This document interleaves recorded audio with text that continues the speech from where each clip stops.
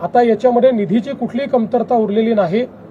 फक्त आपण एक समजून घेतलं पाहिजे की याची प्रोसेस आहे, त्या प्रोसेसमध्ये 2 वेळा याद्या व्हॅलिडेट कराव्या लागतात। कारण जसं कोणी पात्र सुटू नये तसंच कोणी अपात्र किंवा जो एलिजिबल नाही त्याच्या खात्यामध्ये पैसे जाऊ नये याकरता याच्यात मोठ्या प्रमाणात आपल्याला त्याचं रिव्हॅलिडेशन करावं लागतं।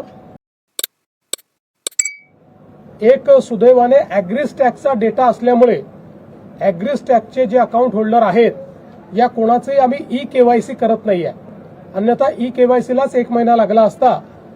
फक्त एखाद्या केसमध्ये जिथे ॲग्रीज टॅक्समध्ये नाव नाही आणि एलिजिबिलिटी आहे त्यांचंच केवळ ई-केवायसी आपण करतोय। त्यांनाही आपण पहिले मदत देऊ, त्याच्यानंतर मग ई-केवायसी करू सांगतो, असाही निर्णय आपण केलेला आहे। जवळपास आपण त्या ठिकाणी जी थेट मदत आहे त्यापैकी 8,000 कोटी रिलीज केली आहे।